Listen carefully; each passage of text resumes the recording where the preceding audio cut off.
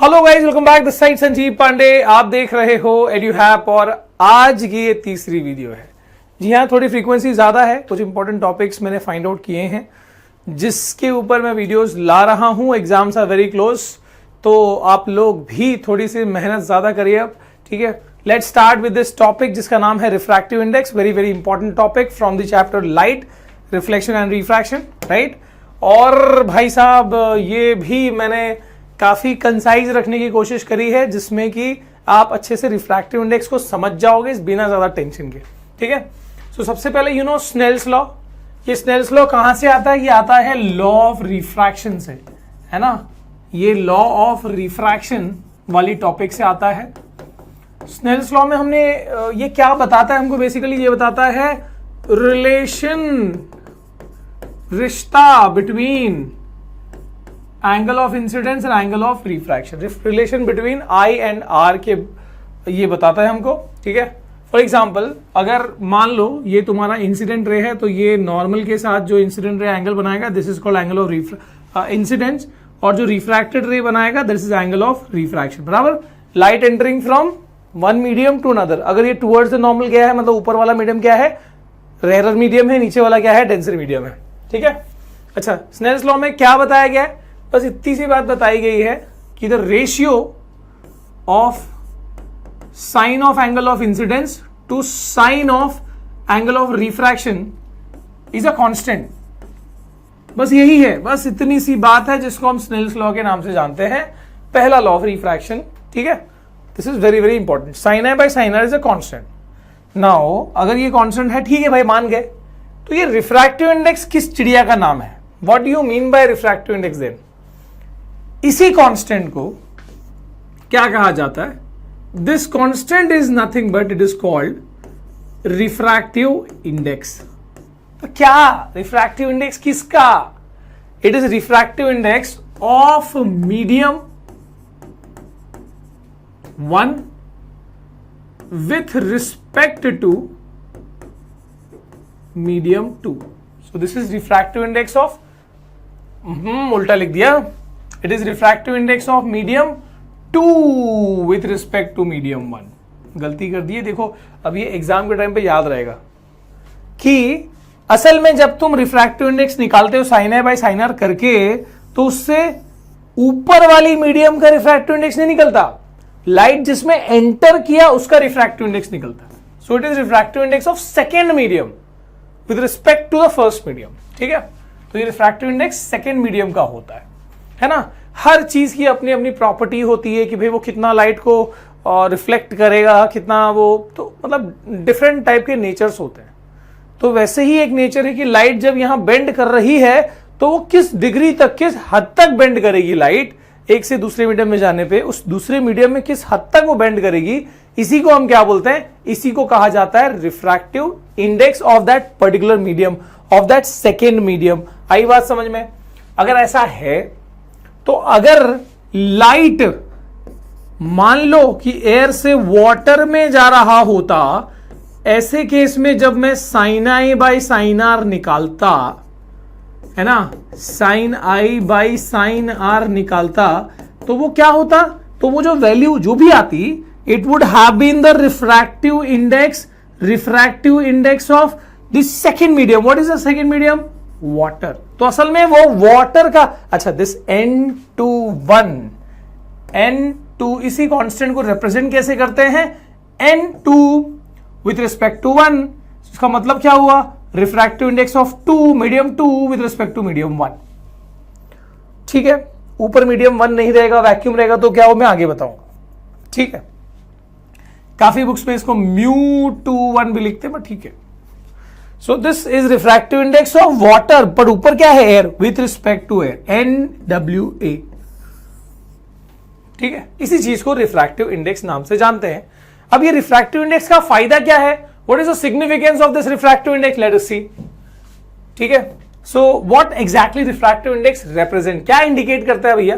जैसे मान लो एयर से वाटर में लाइट एंटर करने वाला है, एयर से ग्लास में एंटर करने वाला है, एयर से डायमंड में एंटर करने वाला है, ठीक है, कोई बड़ी बात नहीं है। बात यह है कि यहां पर भी लाइट बेंड करेगा, यहां पर भी लाइट बेंड करेगा, और यहां पर भी लाइट बेंड करेगा। ठीक है, सभी में लाइट बेंड कर रहा है सर। थोड़ा बेंडिंग और अलग तरीके से दिखाऊं, लाइट तीनों मीडियम में बेंड कर रहा है, तो फर्क क्या है? कोई बता सकता है फर्क क्या है? Yes anyone? हाँ मिस्टर मोनू, आप बताइए, come on.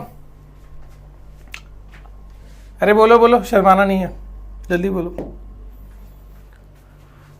Okay, you Neha, चलो बताओ क्या होगा, बताओ जल्दी से। तीनों में फर्क क्या है? देखो मैंने यहां ऑलरेडी दिखा दिया कि यहां पर थोड़ी कम बेंडिंग हुई है, यहां थोड़ी ज्यादा बेंडिंग हुई है, और यहां पर देखो क्या ही बेंडिंग हुई है। इधर देखो क्या ही जबरदस्त बेंडिंग हुई है। यहां पर थोड़ी कम बेंडिंग हुई है और यहां पर बहुत कम बेंडिंग हुई है। Just see this. सो इसका मतलब यह है कि, अच्छा मैं इनकी वैल्यूज लिखता हूं। Refractive index of water with air is about 1.33। ऐसे इसकी कोई यूनिट नहीं होती है, रेशियो ऑफ सिमिलर टर्म्स या ट्रिग्नोमेट्री की वैसे भी। सो रिफ्रैक्टिव इंडेक्स की कोई यूनिट नहीं होती। Refractive index of glass with air is 1.5, 1.5। Refractive index of diamond with air is 2.42। काफी हाई है भैया इसकी रिफ्रैक्टिव इंडेक्स। ठीक है, इनफैक्ट उसका जो जबरदस्त ब्रिलियंस होता है उसका रीजन भी वही है।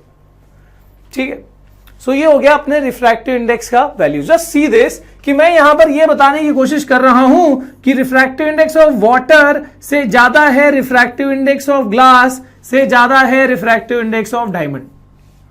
समझ रहे हो? 1.3, 1.5, 2.4।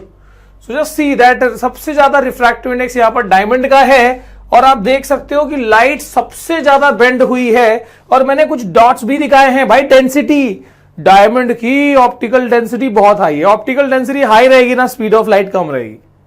इतना भाई आबादी है वहां पर, लाइट कहां से ट्रैफिक बना के, ट्रैफिक इतनी ज्यादा है, कहां से रास्ता बना के निकलेगा। तो ये याद रखना कि यहां पर जितना ज्यादा रिफ्रैक्टिव इंडेक्स, ठीक है, अगर रिफ्रैक्टिव इंडेक्स होगा ज्यादा, मैं यहां पर समझा रहा हूं, अगर रिफ्रैक्टिव इंडेक्स होगा ज्यादा, बेटा बहुत मार खाओगे, ध्यान लगाओ।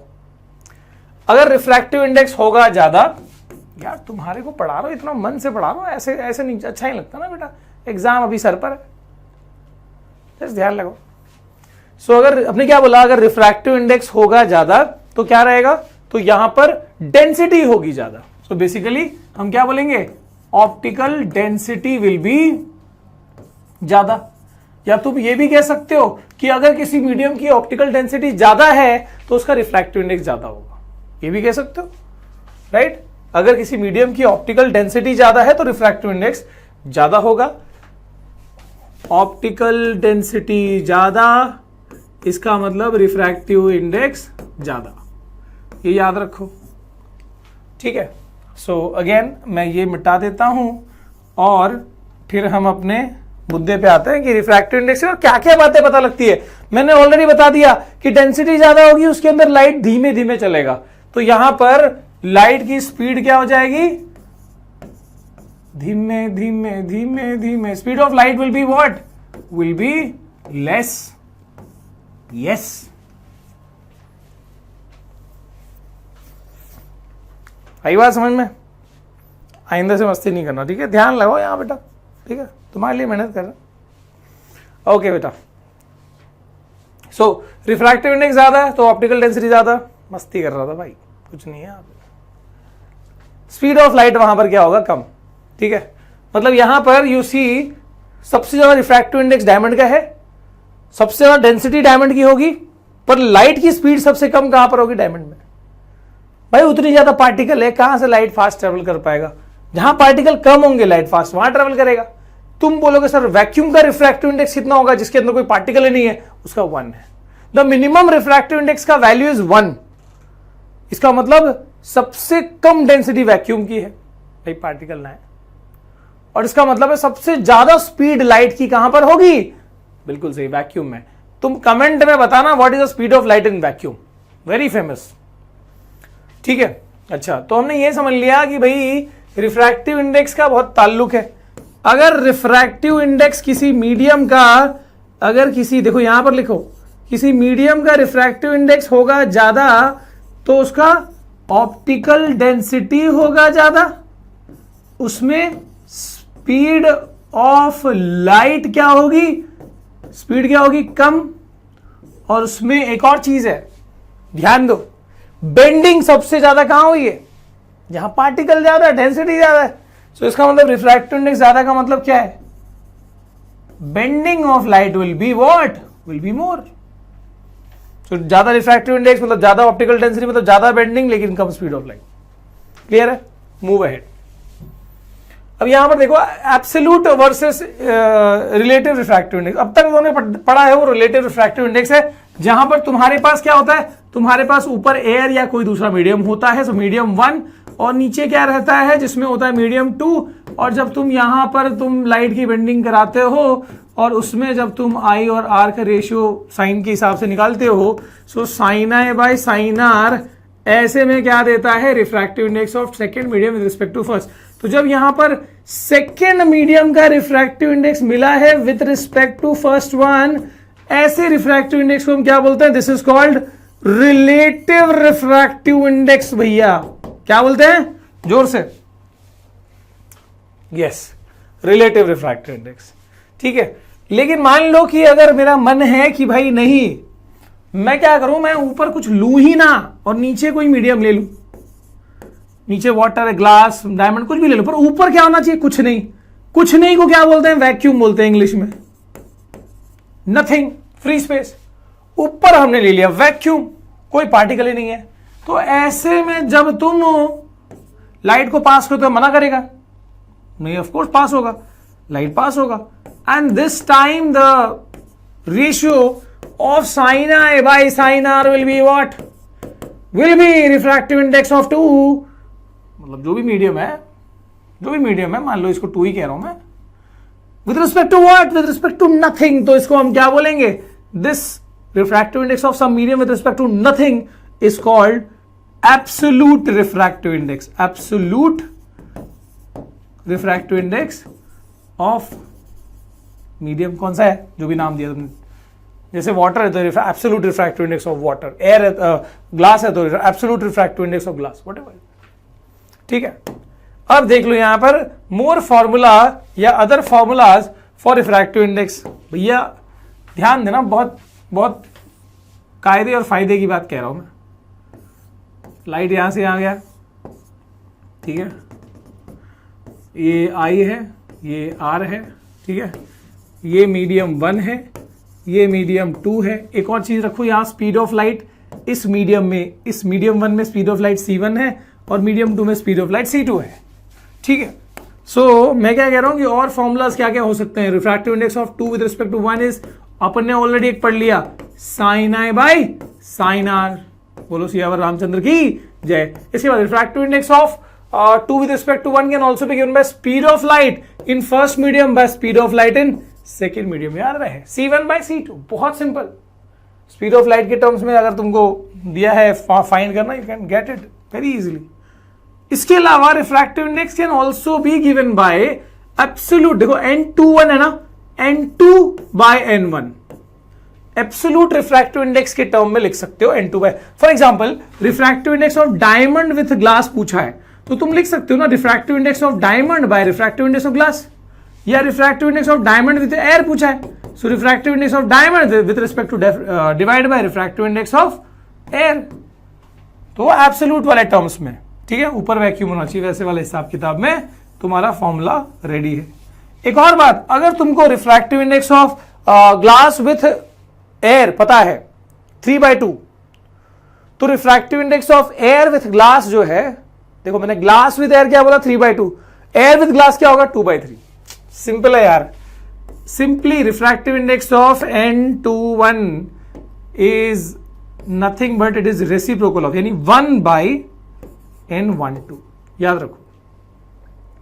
तो ये तुम्हारे पास 1 2 3 यानी ये चार फॉर्मूलाज हो गए रिफ्रैक्टिव इंडेक्स के, c1 by c2, sin a by sin r, n2 by n1 1 by n12, ठीक है. Refractive index of 2 with respect to 1 is nothing but 1 by refractive index of 1 with respect to 2 and vice versa. ठीक है, ये हो गया आपका formula सारा तैयार. एक और चीज याद रखो कि अगर तुमको 3 मीडियम दिए हैं, अगर तुमको 3 मीडियम दिए हैं, मान लो A B C, और तुमको बोला है कि भैया refractive index of A with B इतना है, refractive index of B with C इतना है, और अगर तुमको निकालना है refractive index of A with C, तो तुम क्या करोगे? कुछ नहीं करोगे. Refractive index of A with C is equal to NAB into NBC. तुम बोलोगे सर ये क्या बात हो गई, ये कोई फॉर्मूला होता है क्या? आसान है यार, बहुत आसान है, ध्यान दे दो बस. जैसे कि N13 इज इक्वल टू, याद रखना N इंटू N लिखना है आपको. देखो आसान तरीका बता रहा हूं, N इंटू N लिखना है, इस 1 को सबसे पहली पोजीशन पे डाल देना है, इसको आखिरी पोजीशन पे डाल देना है, और बीच में वो कॉमन वाली चीज लिख देनी है जो तीसरा मीडियम दिया होगा ना. That is a formula. अगर refractive index of glass with water निकालना है और तुमको एयर से रिलेटेड करके दिया हुआ है, सो N dash dash into N dash dash, ये G को पहले लिख दो सबसे पहले और इसको सबसे आखिर में, और ये डैश डैश में वो कॉमन मीडियम आ जाएगा, जैसे एयर है तो एयर, ऐसे निकल जाएगा. अगर ये अभी पल्ले नहीं पड़ा कोई दिक्कत नहीं, नेक्स्ट वाले स्लाइड में मैं क्वेश्चन ही दे देता हूं भैया, क्या टेंशन की बात. So refractive index of X with respect to medium Y is 4/3 and that of Y with Z with Y is 3/2. क्या बोला है? Refractive index of X with Y is 4/3 and refractive index of Z with Y is 3/2. ठीक है, ये दो दिया हुआ है. और क्या पूछा है? Calculate refractive index of Y with respect to Z. And वाला बाद में करेंगे. Refractive index of Y with respect to Z is equal to, formula क्या बोला मैंने? Dash dash into N dash dash. ये Y को पहले लिख दो, इसको आखिर में लिख दो, बीच में क्या आएगा? कौन सा? Y और Z के अलावा क्या है इसमें? X दिया हुआ ना. Just solve this. NYX, देखो हमको XY दिया है, YX निकालना है. मैंने क्या बोला? रेसिप्रोकल होता है. तो अगर ये 4/3 है तो ये कितना होगा? 3/4 इंटू NXZ. XZ दिया है क्या अपने को? सॉरी, NXZ अपने को YZ निकालना है, XY दिया है, ZY दिया है. ठीक है, YZ कॉमन मीडियम, अपने को XZ निकालना ना, X with respect to Z निकालना है. ओहो, ऐसा खाइसा सवाल पूछा था. Refractive index of X with Z, XZ निकालना है अपने को. अच्छा, वो पूरा लिख नहीं पाए थे हम ढंग से. ठीक है, N dash dash into N dash dash. X को पहले लिख दो और Z को बाद में लिख दो, और यहां बीच वाला मीडियम क्या है? Y है. NXY दिया है क्या? यस, NXY दिया हुआ है 4/3. NYZ दिया है क्या? नहीं, ZY दिया है. तो YZ क्या हो जाएगा? अगर ये 3/2 है तो वो क्या हो जाएगा? 2/3. What is the answer? NXZ कितना हो गया? 4 2 8/3 3 9. This is the answer. Second part क्या पूछा था? Refractive index of Z with X. अरे जब X विथ Z मिल गया तो Z विथ X निकालना कौन सी बड़ी बात है? It is simply reciprocal of XZ. अगर ये तुम्हारा 8/9 है तो NZX क्या होगा? 9/8. इतना आसान था यार. ठीक है, तो इसी न्यूमेरिकल इससे ज्यादा और कुछ ऐसा नहीं आता, वो छोटे छोटे स्पीड ऑफ लाइट के ऊपर आता है इस चैप्टर में से. ठीक है, तो जस्ट चिल हो जाओ, टॉपिक इज वेरी इजी. इसके अलावा इस चैप्टर में से और कोई डाउट है, साइन कन्वेंशन या वैसे तो वीडियो बने हुए, कैन जस्ट चेक. कुछ डाउट होगा बताना, और भी कोई टॉपिक हो तो बताओ, लेट मी नो. ठीक है, टाइम मैनेजमेंट वाले के ऊपर काफ़ी सारी डिमांड आ रही है, बट आई थिंक मैंने 1-2 वीडियोस बनाई हैं. तुम एक बार चेक करो कैसे टाइम को मैनेज करना चाहिए, जो पास के 2-3 वीडियोस है उसमें से. ठीक है, फिर भी अगर कुछ दिक्कत लगे तो कमेंट करके बताओ. इसी के साथ करते हैं वीडियो क्लोज. ठीक है, पढ़ाई करते रहें. All the best, bye bye, जय हिंद.